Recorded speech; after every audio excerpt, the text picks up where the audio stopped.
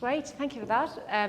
Yeah, no, it's an absolute pleasure, and it's such a great programme of events happening here in Brixton. So when I was looking at the programme, I realised that I think it probably came up with the longest title for an event.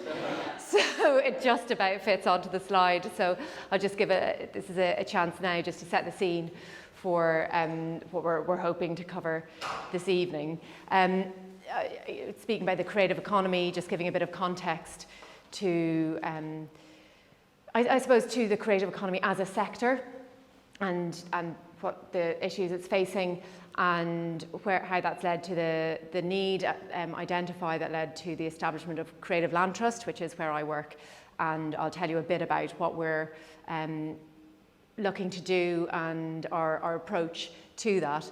I'm then going to spend a bit of time talking about impact, and impact is a bit of a phrase at the moment, and and has been for some time, but it can mean different things to different people. So I'll tell you a bit about how we're approaching that from Creative Land Trust and what we're learning through other case studies and programmes. And I'm going to introduce a case study of a project that we're currently working on. It's by no means a finished product, so I think it's actually a great way for us to then break down hopefully into a discussion piece. Unfortunately, my colleague who was supposed to join this evening as well too couldn't make it, so I really want this to kind of be two-way as well and really discursive. So when we get to the discussion, it would be great if we can maybe even get a bit workshoppy about it and break down some of the social outcomes linked to creative workspace and your links to that. So. I will write down important things you're saying so that we don't forget them when we get to that point. So. I would love that. Yep. Thank you. Hopefully something gets on the board there. So the creative industries make a massive contribution to the UK economy. And they're touching on loads of different ways, whether that's through the professional artists and makers themselves and the demands for their work, the supply chain linked to that, if you think of film production and all of the economic spillover that's happening there. And it's really, something that for me, coming from actually more of a property and investment background and having joined Creative Land Trust and increasingly recognising just how important the creative industries are and the contribution they're making. And yet for some reason, studios in London and in other world cities are under threat. It's expected that by 2023, and this is from 2018 research, that maybe 17% of the studios in London will have closed. That's almost 1 in 5, and it's really just, I think, highlights the mismatch between supply and demand that practicing artists are facing around kind of wanting workspace in the areas that, in fact, they've really made a massive contribution to already, and we'll come to that later in the presentation.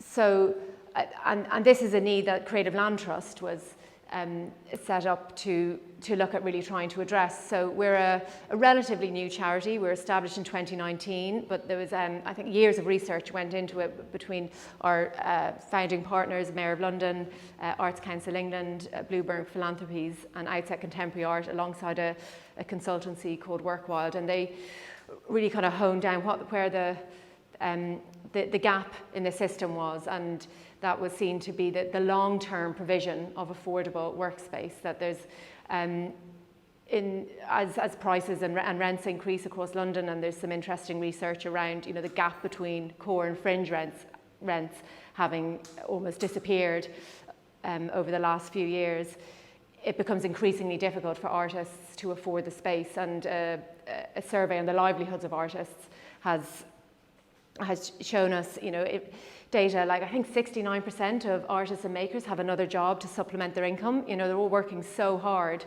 to keep their work going, and it's just trying to find that workspace that they can have. And we're looking at building a self-sustaining model. So we're very fortunate position to have the founding from our initial partners, but we're looking at trying to build a model that is where the social impact is embedded in it so that we can start to attract investment that will allow us to generate and build a portfolio. This diagram here is a way of hopefully visualising our approach and our role to looking at buying properties. So, as part of a large part of our business plan is looking for property opportunities. And we will acquire those either by freehold, long leasehold, or through asset transfers with local authorities. Now, we are not studio providers ourselves. There's a really expert sector already doing a lot of work, operating spaces and working directly with the artists, and they have a lot of expertise, and hopefully our role is complementary to that. So the idea is that when we acquire a property, we can then lease it on a long-term lease to these studio providers at a rate that allows them to lock in the affordable rates for the artists.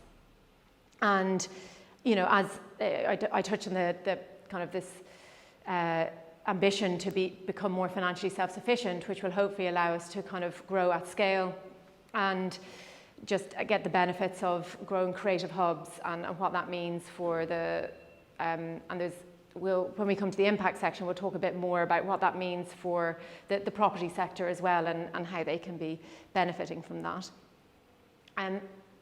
So this is, we're very happy to have acquired our first property, which is a property in Hackney Wick. It's probably not a picture you expected to see as a building for artist studios, but I think it's a really good example of how developers and the property sector are changing their view of who good neighbours are in their mixed-use developments. And really, this historically you might have expected that a ground floor commercial space in a residential property would go to a convenience store or to some other kind of commercial tenant, but actually the residential developers here and the local planning authorities too, where there's a Section 106 agreement in place to lock in the affordability, are really enthusiastic about having the artist studios up and running. So we're in the process of looking for the studio provider tenants at this property, and hoping that early next year we'll have the artists in place, which is great. And it's protecting space where there were previous some studios there. This is not actually the case study I was for today. We have another property that we're working on, which is a vacant property that we'll get to. But first, I want to kind of set the scene on the impact of creative workspace. I love this image. It's a Jesse Brennan project, South London Gallery, and working with the local Pelican housing estate. And for me, this just says a lot about the role of public art and how kind of the community's role in that, and how it can all come together. And I just feel it kind of really embodies that kind of the interface between the public and private realms. So when we're thinking about impact, it's not just on how many artist jobs can we support, it's also how is that supporting the local community, and then how does that kind of stability in the local community, and not just stability, but actually kind of the creative risk-taking that happens, really kind of also contribute to the wider economy. And this is another project called Raw Rainbow, which came about, I think, really quite organically last year, and was award-winning in that it was a local artist began kind of weaving the rainbow through one of the bridges. And I think, as far as I understand, I can't say I'm the expert in this project, but I think lots of the local community really got involved in all contributing to this. And again, I think another really good example of how much more connected public art is becoming, and how much more connected communities can be through art and through creativity. And it is kind of a tangible product of it there. And I guess it speaks also to, with the rainbow, speaks to the working through the pandemic and tackling maybe issues of isolation and loneliness that people were dealing with, and to have a group project come together is really quite powerful. So, we found at Creative Land Trust that in growing our portfolio, and certainly with the emphasis on looking at available properties, a lot of our audience base are property developers and local authorities and other potential partners. And initially, when we were speaking about community, it kind of was packaged in a non-financial benefits kind of conversation, and assuming that maybe it had to be something really programmed. And there's certainly like a time and a place for the community programming place, but what we felt was quite important was that we articulate what the social outcomes are coming out of the creative production in and of itself, the importance of making sure there's space to keep making art, the importance of making sure that people can have those inspirational environments that they're in where that creativity is really captured. And there's a really important financial stability coming out of this. Again, the affordability for artists, but also that contribution of the creative industries to the economy as a whole that we touched on at the beginning.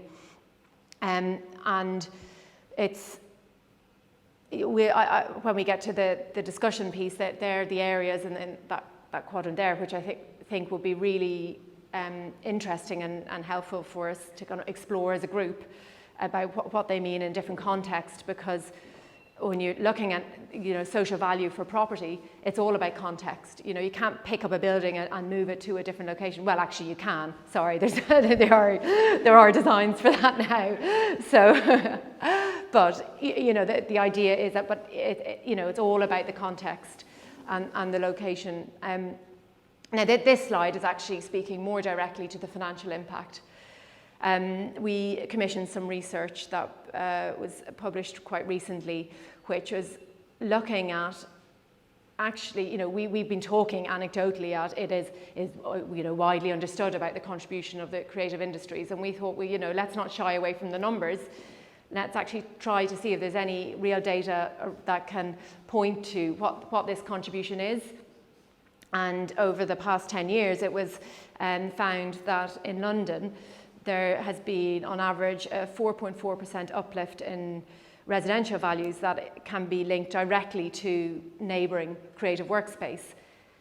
Now, that can be quite a challenging thing to wrap your head around as well, because I suppose the question is, well then, it's what does that mean for the area and affordability? But really, that's what we're trying to do, is by acknowledging the contribution of the creative community, is by saying, well, we need to make sure that we can protect the spaces that they've helped to generate and the value that they've helped to lock in. So making sure that there's always going to be that space, and they're not, artists aren't having to move every 6 months, every couple of years, and relocating their practice. And again, this reminding that the creative workspace is a really good neighbour. It's great to have creative tenants in developments, in communities, and I don't think I need to harp on about this. I think I feel like the audience here today, that's something that's really well understood. And then as a property-backed organisation, where we're looking at combining property and the arts, the impact on our climate is really important. The property industry, I think, contributes about 1/3 to carbon emissions. So it's really important that we look at how we're contributing to the design of properties and the selection of properties, the partners that we're working with, the way we work as an organisation around what we can do on that. And again, I think looking at our case study on reusing a vacant property is really quite topical as well at the moment, around looking at retrofit and how to make the most of heritage buildings and vacant assets. So hopefully that set the scene for kind of what it is we're working on and our approach. This is Alice Billings' house, which is a property off Stratford High Street in Newham.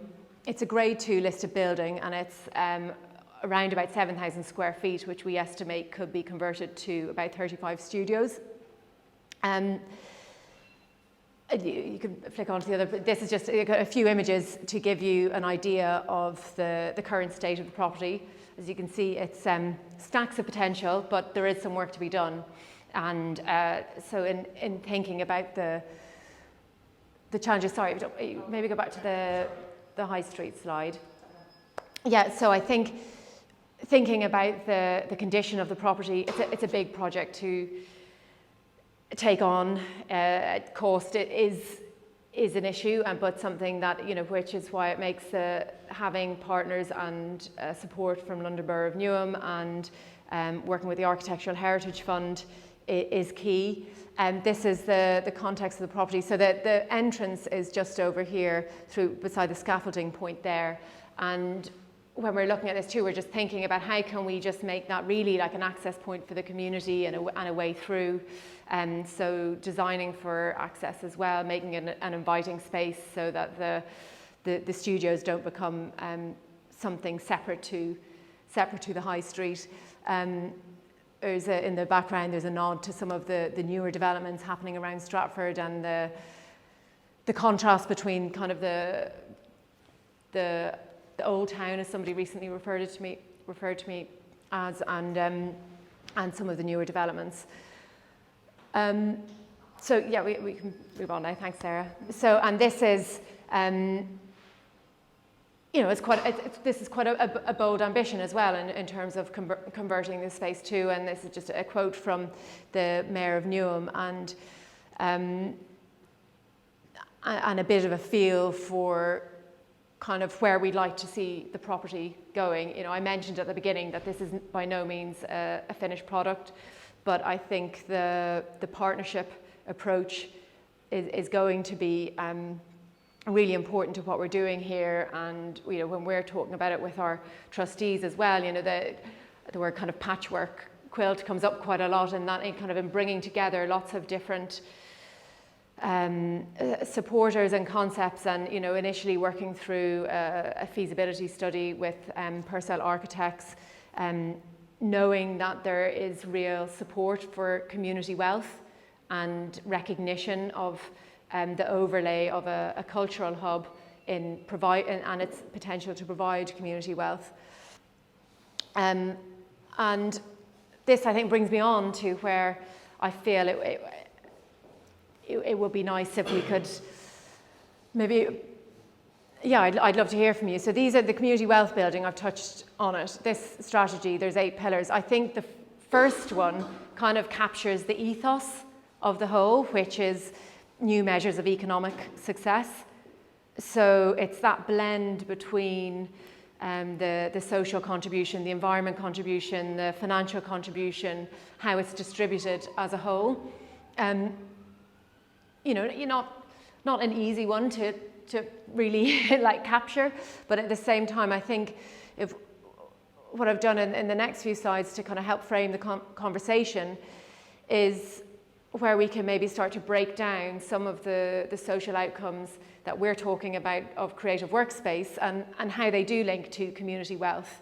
And that will hopefully help you in your own conversations. I know some of you here, if you have your own creative organizations, if you're thinking about, moving forward different strategies, thinking about ways of maybe you can articulate some of what you're doing to different audiences, but also to hear back, on does this make sense? Is there something different that Brixton needs? Is there a different way or a different priority for residents here? And so I think if we possibly, I think probably the best way to do it, looking at the number of us here, I think it'd be quite manageable if I could speak a little bit about, I could maybe introduce the social outcome and an example that we've seen, and then we can have a chat about it, and then, as in when we feel we've really, exhausted all the avenues on that, we can move on to the next one and see how we're doing for time. Yeah?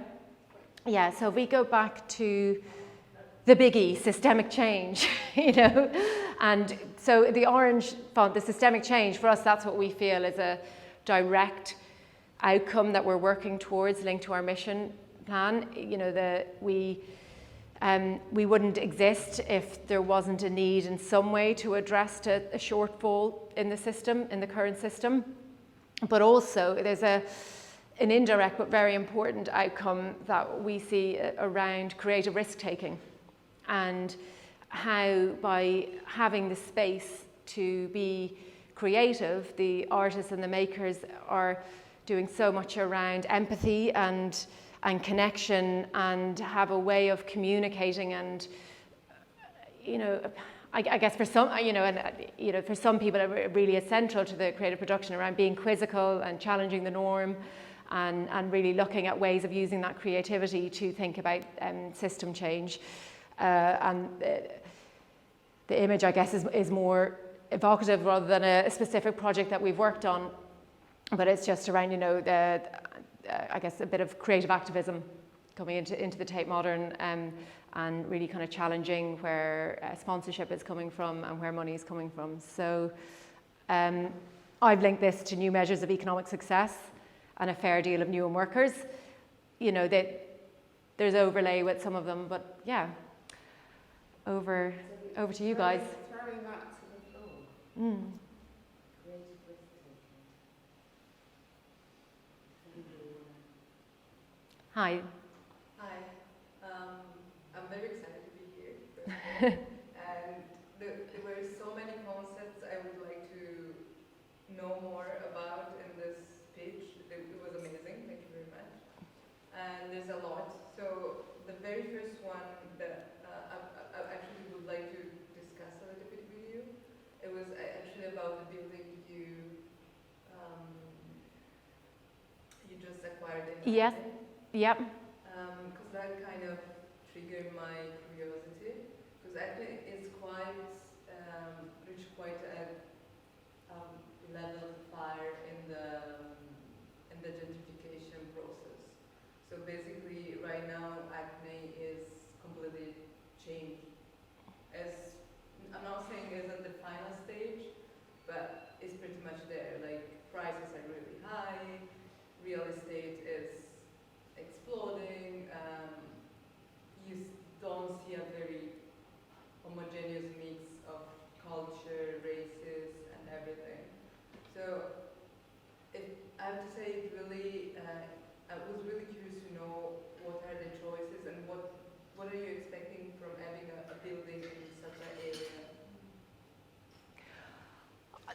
I think for Hackney Wick, a lot of it was about protecting the existing creative community. When Creative Land Trust was established, and our mission is to add additional space, but also kind of rapidly start to realise that with this loss of space, some of it is really just protecting some of the existing creative community. And we worked very closely with the Creative Enterprise Zone in Hackney as well around that, because, like you say, it's not the kind of it's not where the creative community started in Hackney in a new build like this, but it is on a site where, like I said, a different kind of tenant could have quite easily come into this building and grown on that. So we're, does that answer the question, or was there a bit more behind that? Yeah.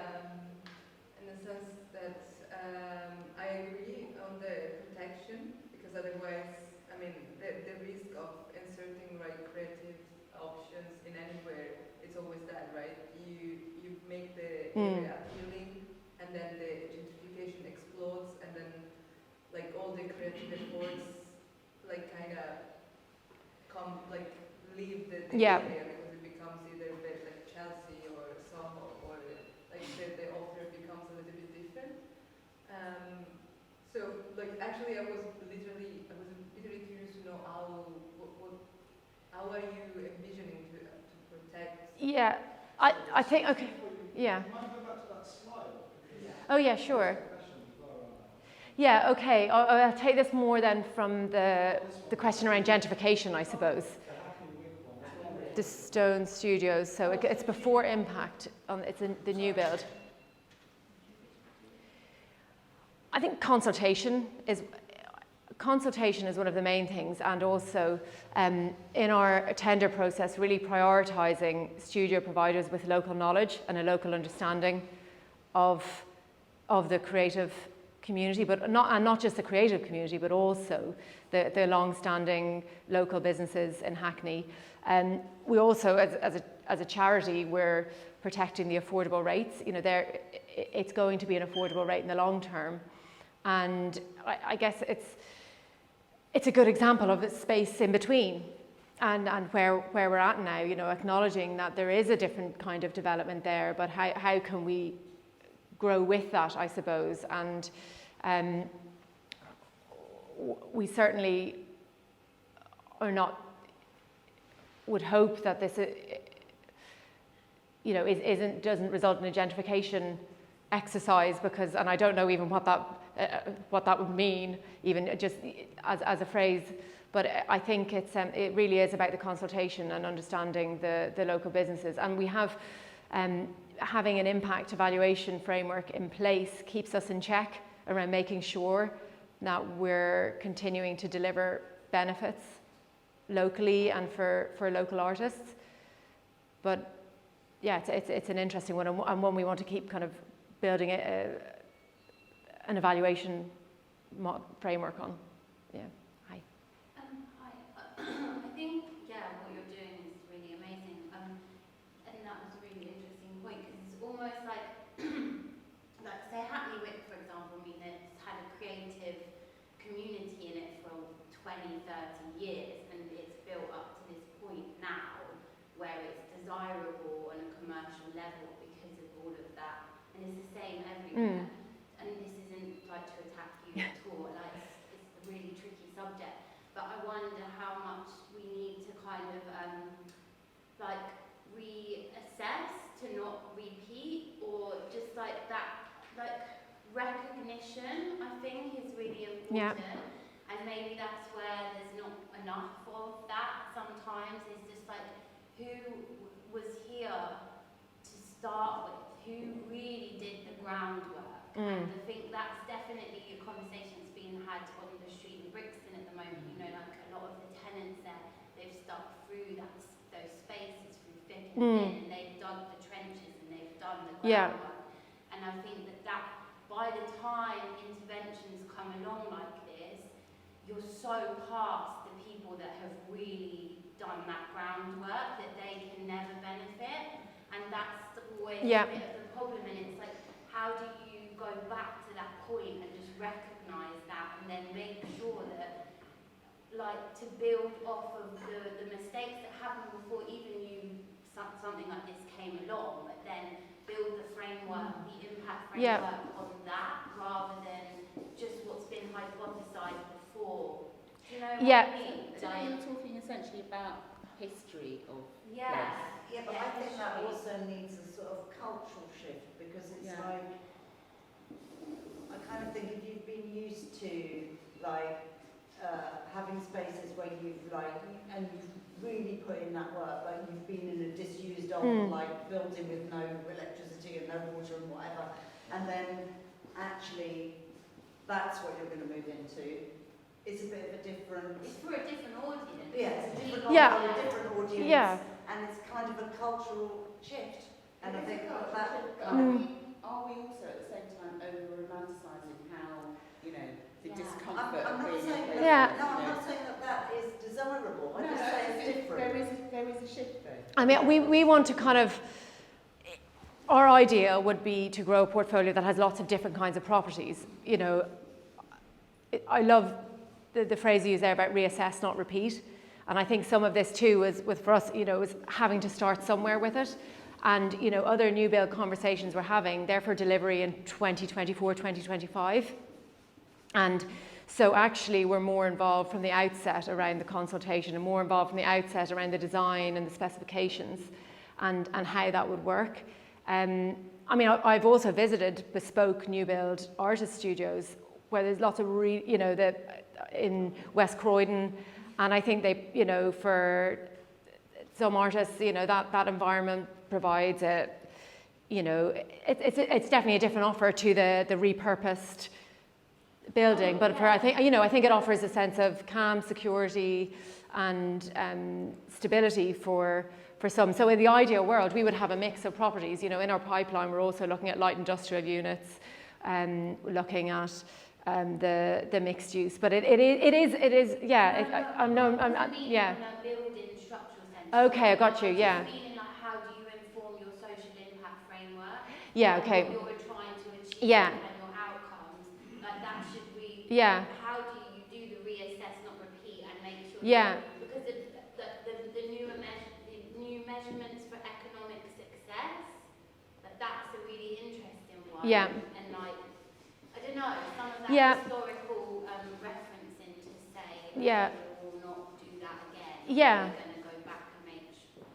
I think this conversation, no, Absolutely. absolutely no need to apologise. I mean, a lot of the reason for this conversation discussion is to allow us to listen. You know, again, it was in setting the framework. We said, right, this is what we have identified through other case studies, through looking at our mission statement, but equally we're open to, as we go through, you know, in 3 years' time, when we have kind of real, kind of not just data, but, you know, stories and understanding in 5 years' time, in 10 years' time, or, you know, open to saying, actually, do you know what, that piece on, you know, inspirational environments maybe wasn't quite what we thought it was going to be, or wellness and creativity, it turned out to be something quite different to what we expected.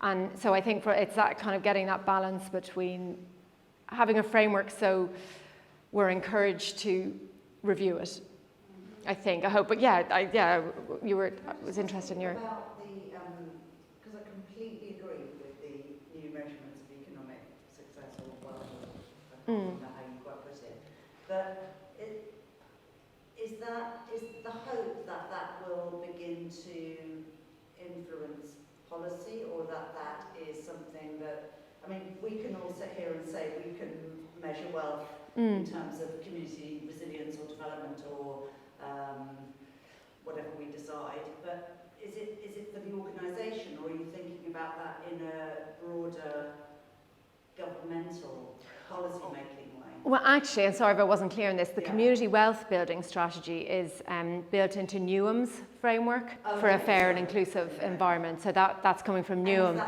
And so for this... Well, this is where, you know, we have our social outcomes that we are working towards. And in looking at the community wealth building strategy for Newham, we've been looking at where the overlap is. And yeah, apologies if I didn't make that clear. So that was, there. Yeah.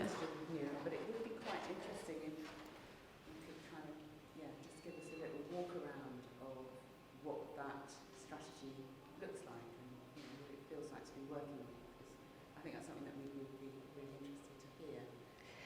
Yeah, I mean, I think it's, unfortunately, Eve, who was due to be here today, he's the day-to-day contact, but I know from speaking to Eve that you know, he's speaking to a lot of local businesses and not just the creative businesses. I think young people and jobs is really important in Newham, as in you know, many areas, and I think that's the main thing. I think looking at for them, it's kind of looking at, you know, what was the legacy of the Olympics? You know, was that fairly distributed or not? You know, have some of the long-standing residents of Newham maybe haven't fully benefited from that legacy in the same way as others have. That's a question, you know, rather than me making a statement as that's how it's happened. And the High Street Challenge, which I think is something we're feeling, you know, across the board around how, you know, what our high street's going to look like going forward. Lots of vacant properties. How will, you know, having, you know, more, you know, how can they be occupied, you know, with maybe non-retail tenants, and what that's looking like. And I know as well in West Norwood, in Lambeth too, there's a lot of work happening around that concept too. Hi there. So the question about how you meet those towards a better Newham pillars.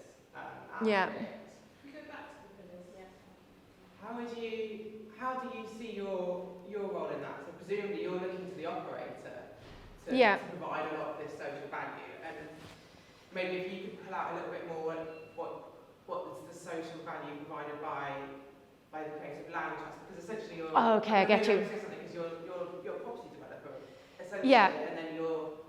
and then the operator is paying you a rent, and then they're committed to keeping the rents for their subtenants low and providing the outputs. So Yeah, so I would say our role is more as like a connection between the property developers and the studio providers. But although we are looking to acquire properties ourselves, it's we acquire them in a shell and core state. It's a fair question, and I again, apologies if I wasn't clear, but the social outcomes is more what we see around affordable creative workspace. We're not owning them as Creative Land Trust have delivered this. We want to communicate with the developers and say, if you bring in these kinds of tenants, these are some of the benefits we think you'll see, and this is why we think that's happening.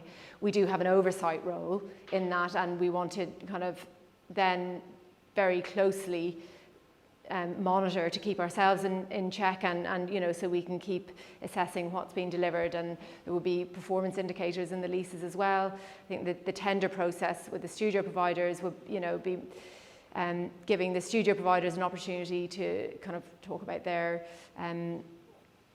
experience, and also it will be a collaborative process in setting those performance indicators, so that because, as you rightly say, actually that in terms of outcomes, that the ownership it's not about ownership really, is it?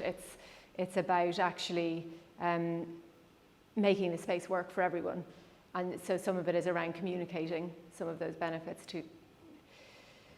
to hopefully unlock more opportunities. Is that, yeah? Hi. It's kind of following on my question about impacts, and you talk about, you look at measuring economic success, and I feel like it needs to be more than that. Okay. It's also about social, and that you measure your social success in terms of affordable rates. First of all, what is affordable? And I think it should be a lot deeper than that. It should be looking at, again, kind of going back to some of the points raised about the existing communities and how will they actually benefit from you bringing the creative places or creating or transforming the area to this creative place, which now has value because now properties are worth more, but then it's pushing those existing communities out. And then you talk about supporting all young people under 25. I work with a lot of young people. They don't even understand that there are certain boroughs that are creative enterprise zones. Yeah. And trickling that down to those young people so that they even understand that there's all these opportunities and job opportunities, and that the creative industries is a career that you should think about going into in the first place. Because bringing jobs means bringing, improving, social mobility, improving their aspirations and where they can be, and potentially, hopefully, affording some of these studios or even some of these homes and these places that now have more value. So, yeah, I think it's just a question on just the pillars. I think that I still think what you're doing is amazing, but I just think it needs a bit more understanding of context, especially in terms of, I'm from South London. I grew up in Peckham. It's one of the most creative places now. When I grew up there, it wasn't what it was. I'm lucky that I actually am in a creative career by accident. Okay. So I kind of benefit from that to some extent.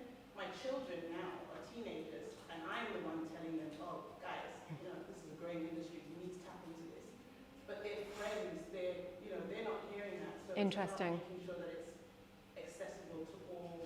Yeah. Young people need to kind of think about it. So in terms of kind of partnering, do you think it's directly with the young people? So that, for instance, at Royal Docks and their cultural master plan, they've got a group called Creative Connectors, and that's kind of finding a group of local young people. But do you think even actually forming that group would be a challenge? And there's a, who do you think the partners, the kinds of organisations to go to? Is it education bodies, or is it somewhere where they're kind of... I don't have the answer, but I do think that we're not very good at engaging with young people, and that we need to be more creative about how we talk to them. And it's about getting existing organisations within those boroughs that are already working with young people from different backgrounds. So what happens is you tend to get the same kids. Okay, That come to this, and I've seen it. I'm probably quite lucky. My kids are 21 and 19, so they're in that. And I've seen how the kind of system works.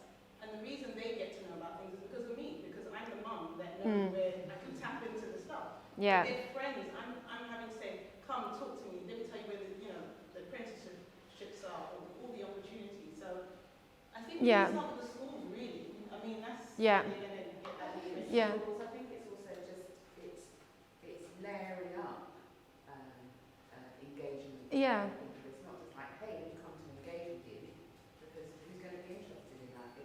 It's layering it up. It's doing it through lots of different avenues to just engage with people where they are. Yeah. It takes And- effort. Opening your doors and saying, Yeah. well, we're here to deliver for all, we're open to everyone, just isn't enough. Yeah. To say, equality of opportunity just isn't enough. You have to try that extra. You really have to work really hard to engage people. If you're going to get anywhere near a mix of quality of opportunity and quality of outcomes, you've got to work really hard. And you've got to be really specific about how you do that. Yeah.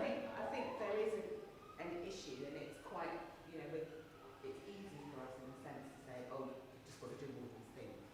But we don't actually all know all of the time what all of those things are, So I think it is kind of, Aki's do some amazing work with connecting with people, and they're using technology to do it.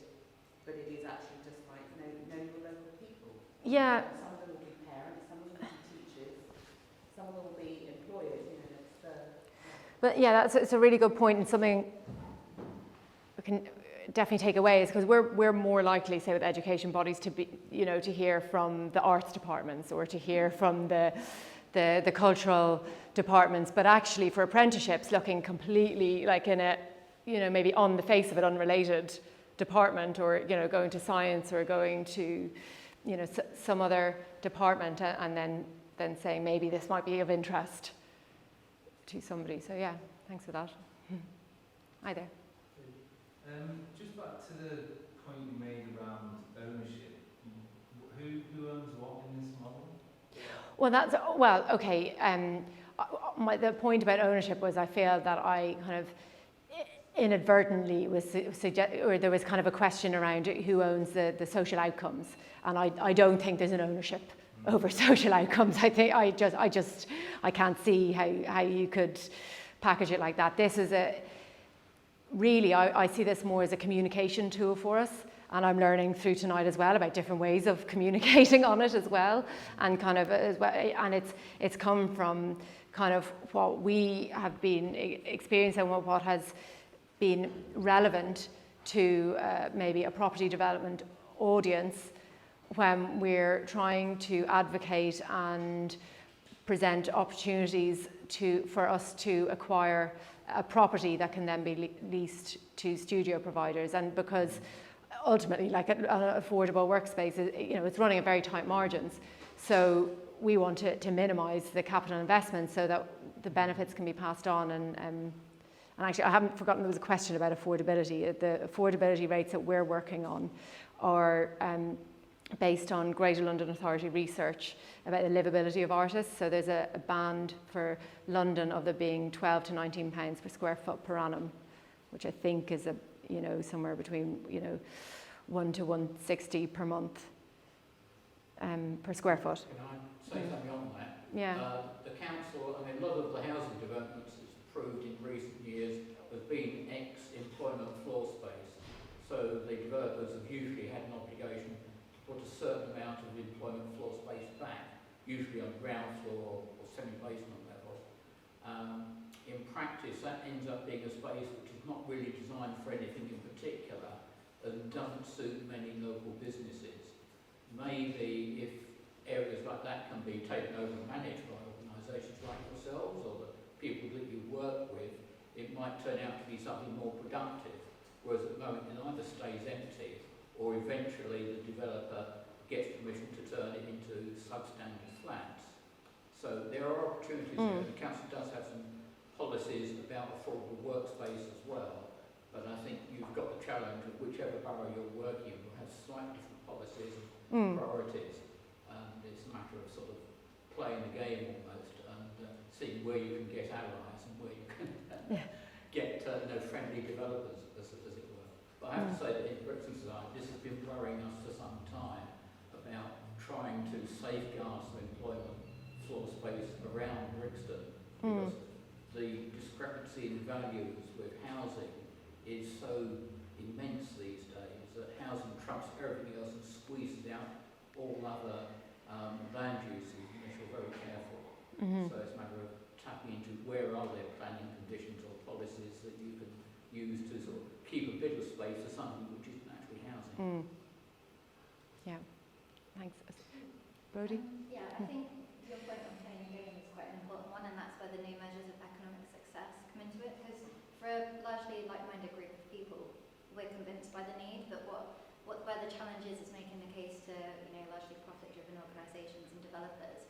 And I think where you can kind of broaden how we define economic success, not just looking at the number of jobs and gross value added and things like that, but where you can link it to other things that impact on economic well-being, like health and mental health, or access to food or food scarcity, things like that. And that kind of links to your whole thing on creative risk-taking as well, because that requires a lot of risk-taking by people taking on these spaces or giving space to you, and because it's not the norm, I think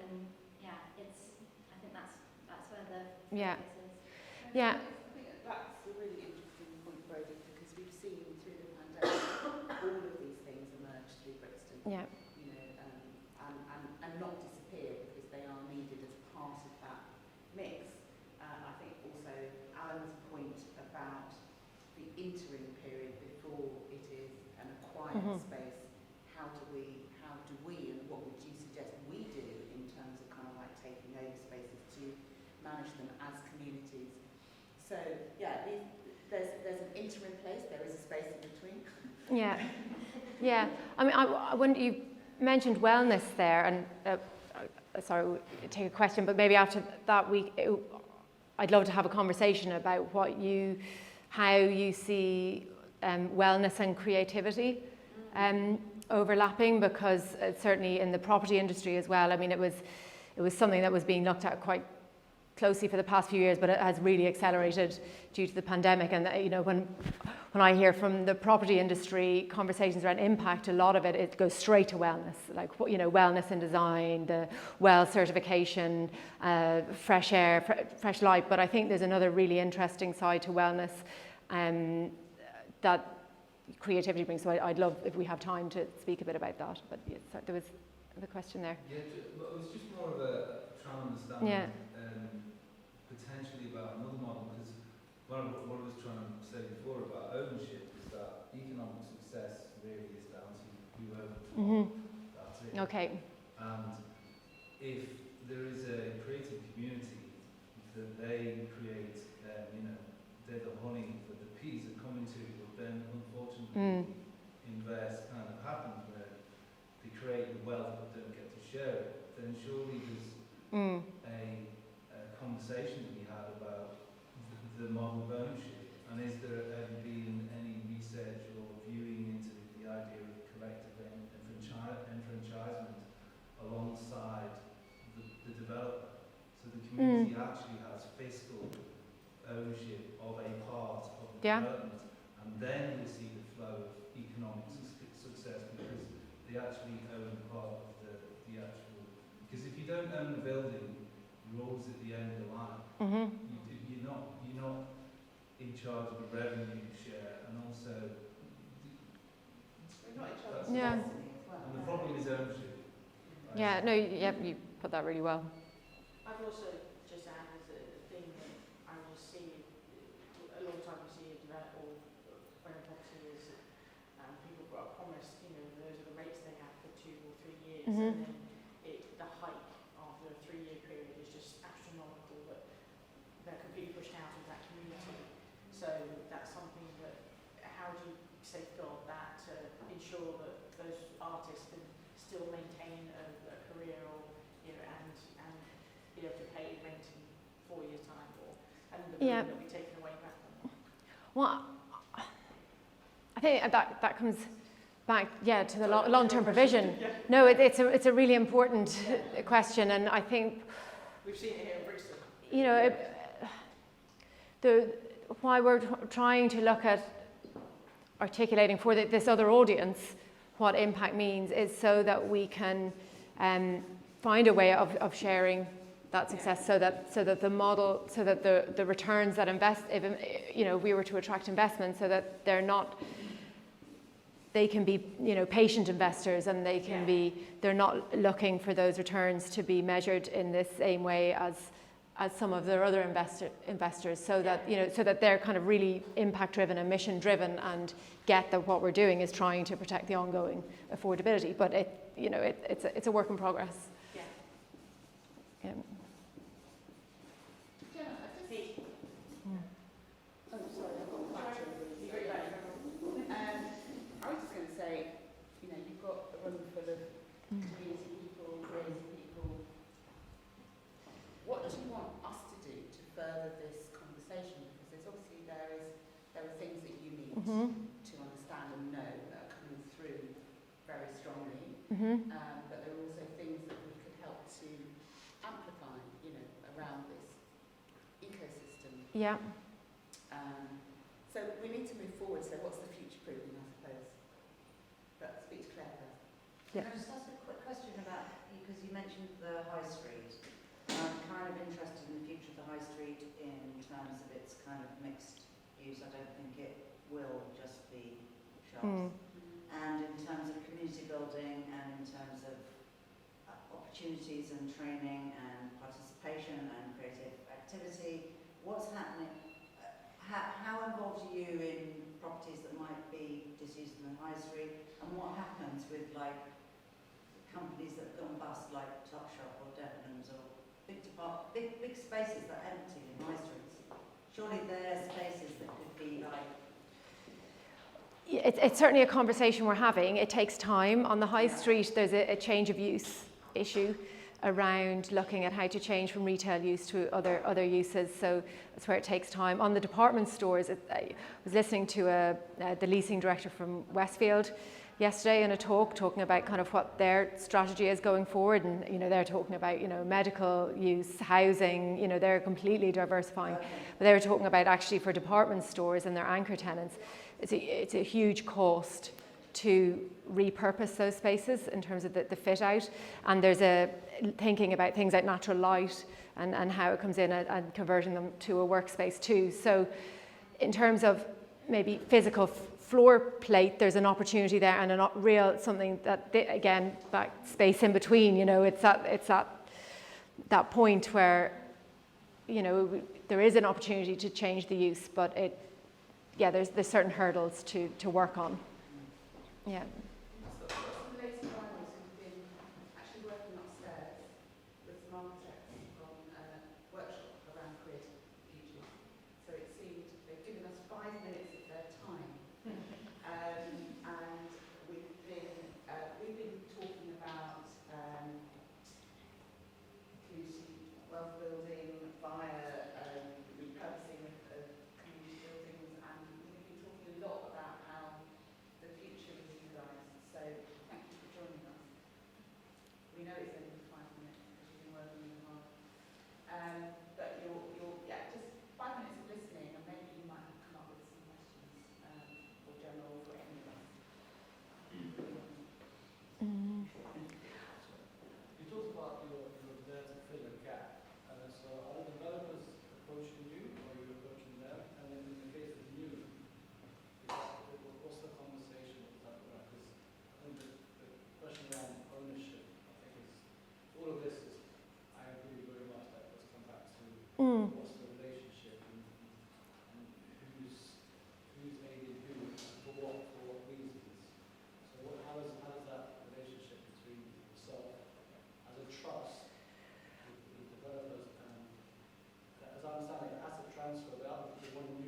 is that a local authority building?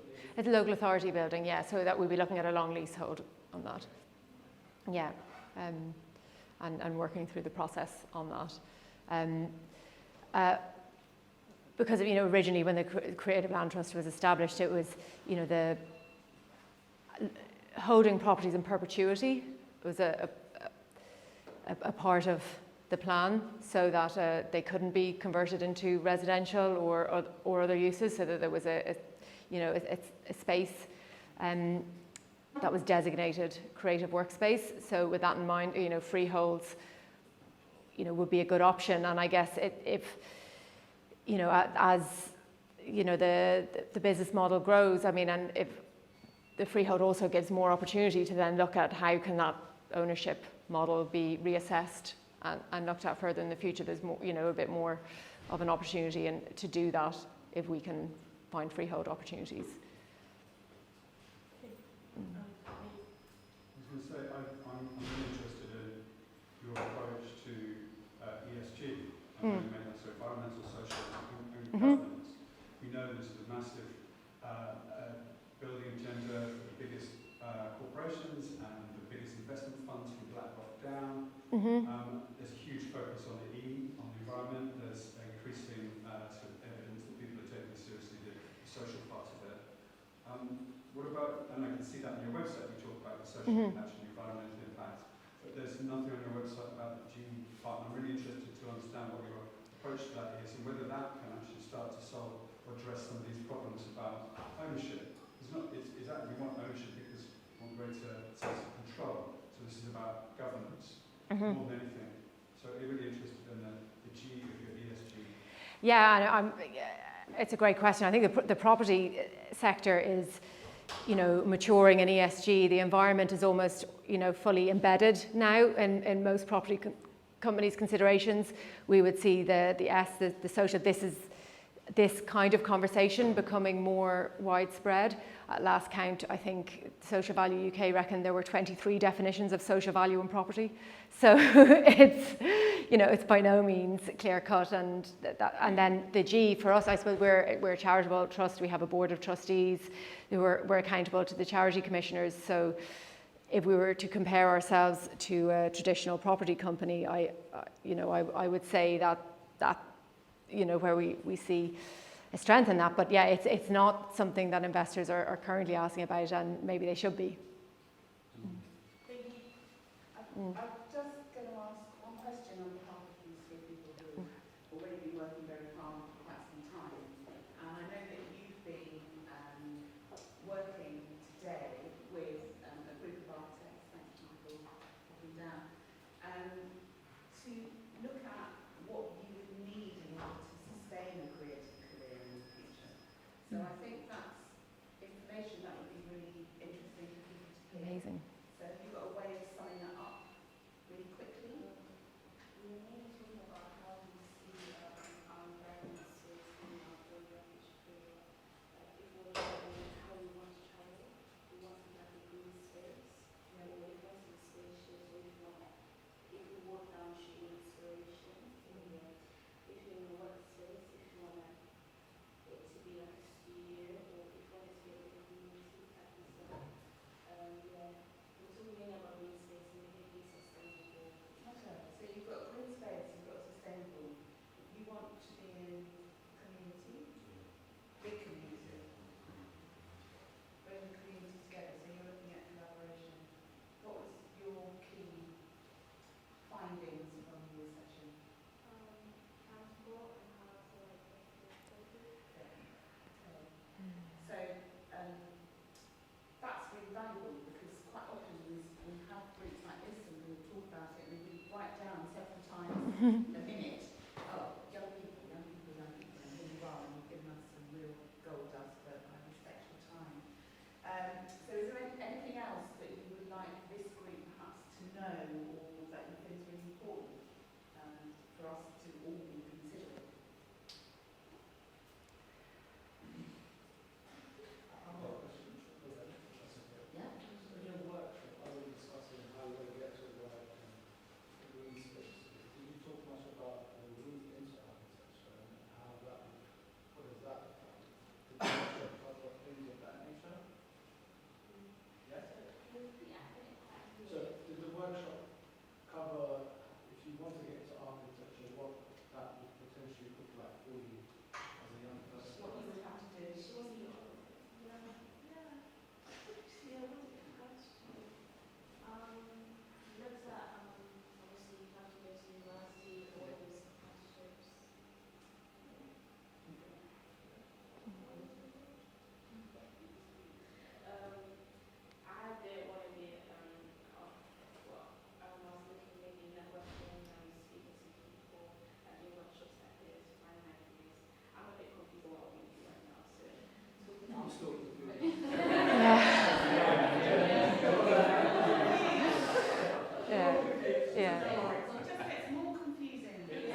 Yeah. Can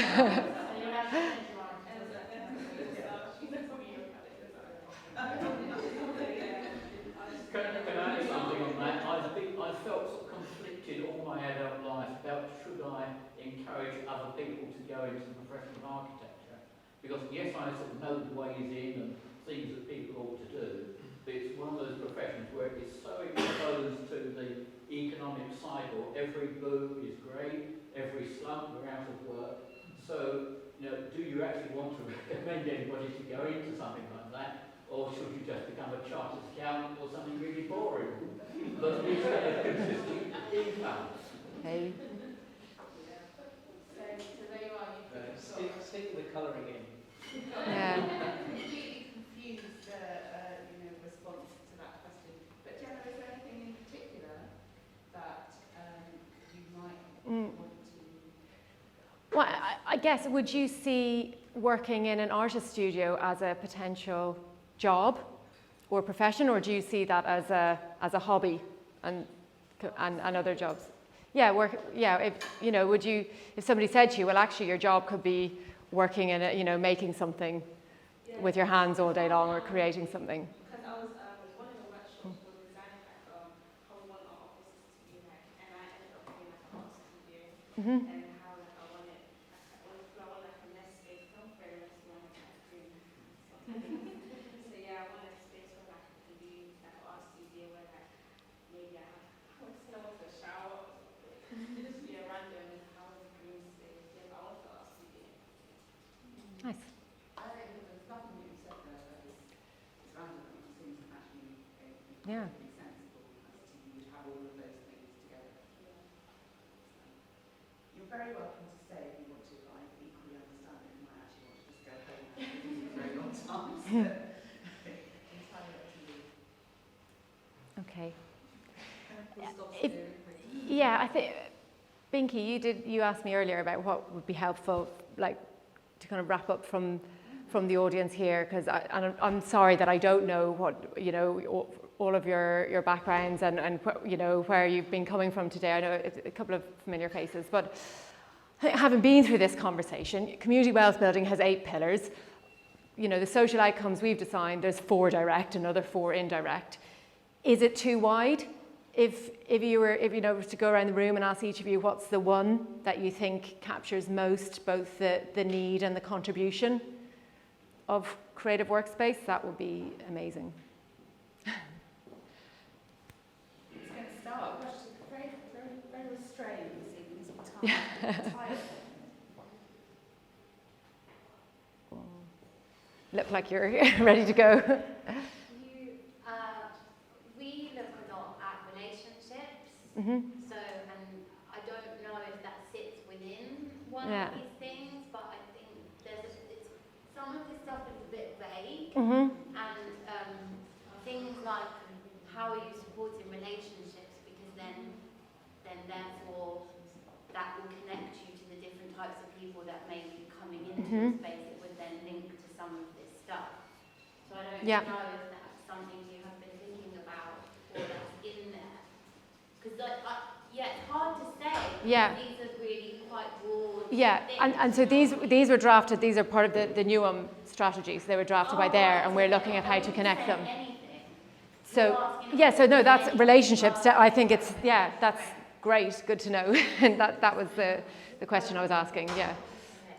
I was just going to say that the one thing that I see, I feel that is kind of missing from there is the cultural aspect of the heritage. Whilst we talk about all going forward about the looking and supporting young people and supporting residents, there's one thing that I see is kind of maintaining the cultural personality of an area. Yeah. And I just feel that's yeah. I think hopefully that comes through in our kind of inspirational environments. I think I've gone, where we talk about inspirational environments and linked to well-being. So kind of thinking about how the creativity filters through. But I think that's good to know that you feel it's not reflected in other strategies. Yeah. But I think that's the thing from Brixton Project's point of view, we are very keen on reflecting the community here with whatever we do. reflect the personality of Brixton, Mm-hmm. and to maintain that kind of, everywhere has to evolve, but have that character Yeah. is something that I think I think it's also recognising culture as a genuine engine of so many other things. yes. So you will get well-being from a community that feels that its culture is being well Mm-hmm. reflected, Yeah. you know, because you will have people who are uplifted through that and not marginalised. So it's, I think if you can see culture as an Mhm. engine for many of these things, that reflect the desires of people and the aspirations of people, but also where they come from. Mm-hmm. I think there's now an additional argument you can deploy in favour of retaining and adapting existing buildings, because there's been a sort of dawning realisation in the last couple of years that there's a lot of embodied energy wrapped up in an existing building, like all this sort of reinforced concrete Yeah. structure around us. So that is, you know, an argument in favour if you can find a way of adapting a building to your sort of uses, Mm-hmm. rather than being swept away and carted Yeah. away and broken up into tiny pieces and replaced by something entirely fresh. Yeah. Oh my gosh, the other day, actually, this is a kind of anecdotal personal experience, but I was walking home with my daughter who's 3, and there was a house being knocked down by hand, and it was fascinating actually seeing what goes into like pulling bricks down and, you know, pulling away the window, and, you know, we got a good 20 minutes entertainment out of it. But, you know, it really kind of reminded me of like the physics, you know, actually, you know, they're just not designed to be, you know, fully, you know, ripped apart. Those structures are something there to last. But yeah, that's a personal anecdote. Yeah, you sort of talk about a model where you're saying, like, okay, you're going to go to an organisation, developer, Mhm. or a council, or whatever, and say, right, okay, you've got this building. What about coming the other way up, saying, Mhm. you know, we're a group of crazy people, artists, a community, Yeah. go like, that space there would make fantastic mixed-use, creative, residential, retail kind of, you know, and it's like a community bottom-up kind of approach. Yeah, that happens sometimes. Yeah, yeah. That happens. You know, I think because of the way our original funding was allocated, it's important to make sure that we open up opportunities to the whole network of studio providers as well. So that's something we need to keep in mind. But for sure, you know, this is, you know, why we want to be having the conversation, so that we can, you know, really, yeah, make it a more real thing. But yeah, okay, we'll take that in mind. Yeah. Yeah, yeah. Please, please. Yeah. Bye. Just in terms of reacting to the 5 pillars and building on Sarah's point, I think what would really strengthen it is a recognition that the arts infrastructure in this country is very wide middle class. Mm-hmm. So when you create artist workspaces, then there's real danger that attracts white middle class people, and that you need to. I think it would be really helpful to recognise that and to call out the things that you can do to make sure that there's some equality of outcome. Mm-hmm. I think that's really important. So talking about class and race and saying what you can do to support more diversity and equality in the studio spaces, and the difference that makes to the communities that you're opening. Yeah, for sure, and it comes back to reflecting the communities, and it's factored into our tender process, but really important. Yeah, that benefits the people that live here. And supports job opportunities for the younger people to get into the creative field as well, which is very key. Yeah, I mean, it can be a barrier to entry for so many. Again, it's exactly what Binky's saying and what Jem was saying. All about the layers and those layers. I think integrating with everything, development, EDI, equality, diversity, inclusion, needs to be in one of the pillars. Mm-hmm. Well, we didn't quite. We're on access. We have. Yeah, that we didn't quite got there. There was. Yeah, but yeah, no, for sure. But but it's more that, like, it's the doing really, which is important, isn't it? Right. So I think that's something that's more and more we need to make sure, as the spaces become occupied, you know, we are early stages of the organisation. It's one thing to say it, it's another to do it. So Raised huge amounts of questions, which I hope will be helpful in kind of how we move forward. But you know, certainly there are you know, many things sort of happening here, and I think you can tell by the engagement of everybody in the room. Everybody's come with something that they want to actually do or understand better, or you know, move to a different place. And so I think, you know, there is an opportunity which is also about you do what you do, but I think what Phil was saying is, when we go in the interim to do these kind of, you know, have these interim conversations, grow our knowledge, grow our expertise, and grow our muscle for taking on ideas and sort of working with you in a kind of on a bigger scale. So I think that there is a gap there, isn't there? Yeah. Also, I'd like to commend what you're doing as well, because I think it's really interesting, and I think it's really fantastic to support the creative industry in this way. I think it's really good. Any other points? Personal relationships, maintaining cultural personality, deploy, adapt and refurbish. And I think there was definitely a point around the diversity and inclusion and engagement, employability. There is actually, I think, Binky, you were speaking for the Creative Industries Federation, I think the first time when we met, and there was somebody else from Hackney Wick there who was talking about a podcast locally run by women of the Wick called Girl Get a Real Job. Yeah. And like that, the name of the podcast alone has really kind of always stayed with me as, you know, a really important aspect for artists to be encouraged to, you know, raise questions around how they're rewarded, you know, and not being expected to do freebies and things like that too. So it's an interesting one. Any other questions? Any other questions for Gemma? Gemma, do you have any other questions for us? Because it's much as a two-way thing going on. Anything else that you like?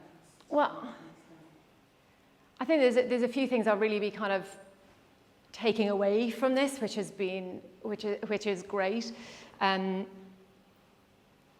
One is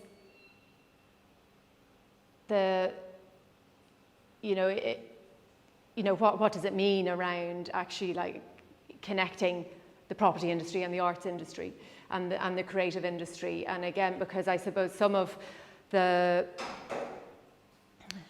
language that we've been using is, whilst we exist to support the creative sector, some of the language is maybe being adapted to translate some of the benefits for the non-creative sector. But actually in doing that, I hope that we're not kind of isolating some of the conversation for the community that we're really kind of working hard to try and support.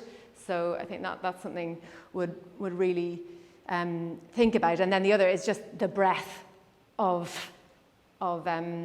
interpretation, kind of related, but the breadth of interpretation around how to define these. You know, I've become quite used to talking about our social outcomes because that's something that I'm speaking about day to day, but actually introducing them to a new audience immediately brings back kind of questions to say, actually, hang on, okay, let's check in on that one and let's see about this other one and you know what it means, and this is the context, you know, it is, you know, and it's nice to be back in a room with people to get that.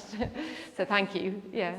Specificity around location, isn't there? That becomes very relevant in a conversation like this, and I think also, you know, the creative industries is, you know, when you filter it down to what's happening in a locality, we are a community of people first and foremost. A lot of us apparently are creative, so you know there is crossover. But in terms of what we would want to build in this space, it is first and foremost for a community that will encourage creativity through it, and that is the very basis and mission of Brixton's Creative Enterprise Zone. You know, it is very much seeing Brixton as a place full of people who happen to be creative, and they're very good historical reading, which I'm very keen on Tilly's point about going back into the history of place to understand where have these people come from, what did they do when they came here, and why are they all sort of slightly weird and creative. You know, there's a history to it, you know, that has been then, you know, has then attracted more and more people. So I think those three things, seeing those three things as overlays and connections are kind of, you know, but it's also complex, isn't it? Yeah, and you know, things happening in parallel, and so it's so great. Before we wrap up, just one more question for Gemma, or am I just saying thank you for an amazing talk, and it's really enlightening. Thank you. And, you know, we are at times quite a hardball crowd because we have got so much here that we want to investigate and understand more of. So thank you very much for being open and standing here on your own when you expect to be two. And just Love it. Thank you very much. Great, thanks everyone. Thank you.